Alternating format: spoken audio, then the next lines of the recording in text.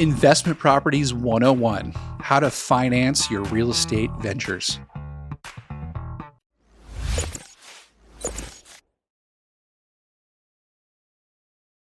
Hey, what's going on, everybody? Jeff Trevarthen, Jeff the Mortgage Pro. Thanks so much for watching. If this is the first time you've watched my show, I really would appreciate it if you would like this video. Number one, that helps get my message out to as many people as possible. And number two, if you could please subscribe. I'd love to have subscribers. That way, you know, when my channels or my videos come out, you can see when they come out on your feed. And then if you really, really like my videos and you want to see the videos as they come out and get notified of that, go ahead and hit that little bell next to the subscribe button. That'll help you get a notification of when the videos actually do come out. So thanks so much for watching. I love talking about investment properties. It seems to be kind of a niche that I've moved towards based on the YouTube channel type of stuff. I love working with investors. You definitely are not as emotional as just a normal person buying a house because it's about the numbers and how the numbers work. So let's go through the step-by-step process. If you're going to be buying your first investment property, or if you've bought multiple properties before, let's go through the different steps that you would want to take to be able to get ready to go to buy your next investment property. So step number one is really decide that you want to do this. Real estate is a long game. It's not something that's really short term, unless you're flipping houses. You know, those are short-term capital gains type events where you're going to make decent chunks of money. Hopefully, if you buy right and you sell right, you're going to be able to make some money in there. But for the most part, when you're buying investment properties as rental properties, it's a long game because you're going to have somebody else paying the mortgage for you over time. Now, whether that's a short-term or a long-term or a medium-term type of a renter in there, that's to be seen, and that's okay. Whatever you decide to do is awesome. But at the same time, you really need to understand that what you're doing is buying a business.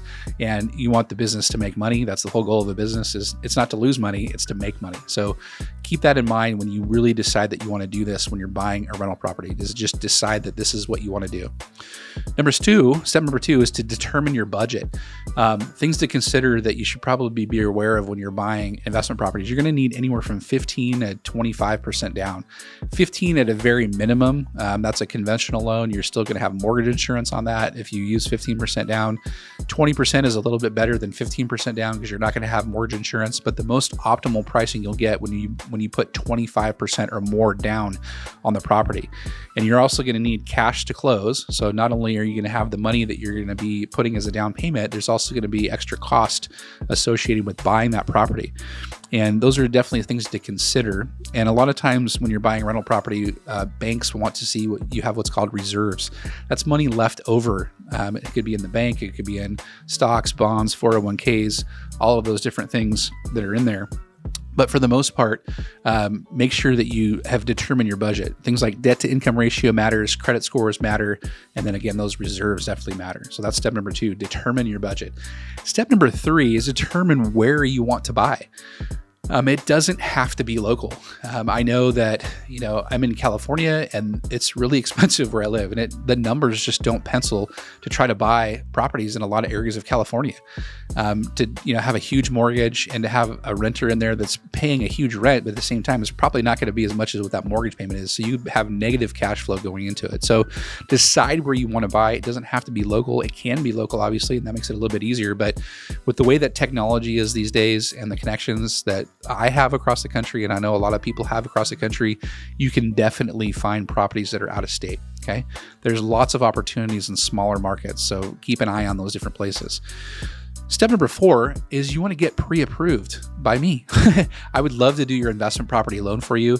And what that entails is getting all of your documentation lined up, figuring out how much of a property we can qualify you for based on how much money that you have and your debt to income ratios. And if we're doing a DSCR loan, how much the property is going to cash flow, all those different things are going to go into getting you pre-approved. But that's definitely the first step before you start going out and looking for property, because we want to know what our budget is, especially if we're realizing what we're going to buy a business.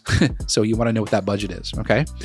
Step number five, determine the type of loan that fits you. So a couple different options for when you're buying investment properties. You can go with a conventional loan, or you can go with a DSCR loan, which stands for debt service coverage ratio loan. The difference is, well, there's a lot of differences, but the main difference is that a conventional loan, we're using your personal income to help you qualify against the debt on the property. And a DSCR loan is we're only using the cash flow of the property to help you qualify. They both sound awesome, and they are both awesome, and they both work in different circumstances.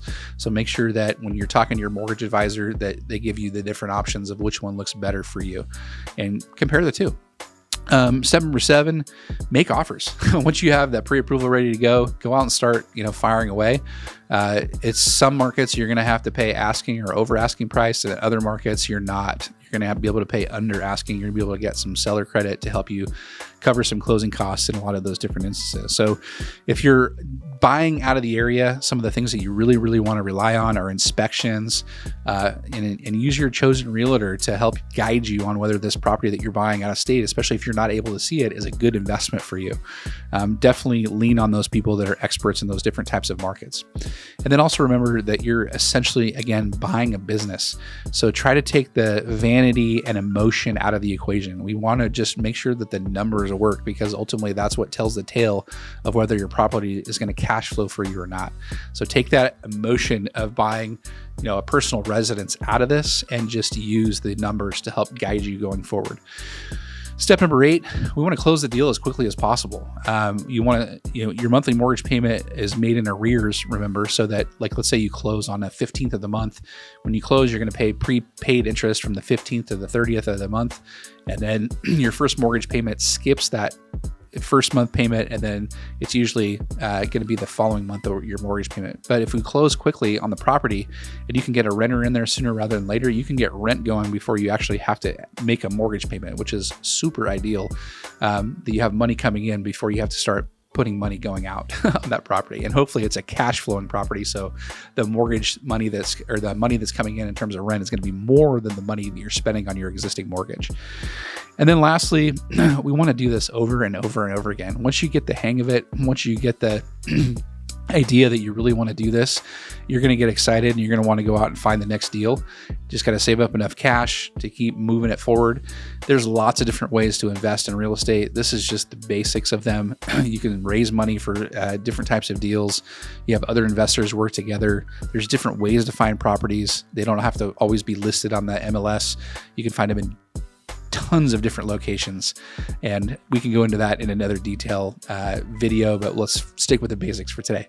If you guys enjoyed this and you want to be a first-time investor, I would love to be the one that helps you out on the financing side, and I do loans all over the country, so please make sure you reach out to me, and I look forward to chatting with you again on the next show. Have a good day, guys. Bye.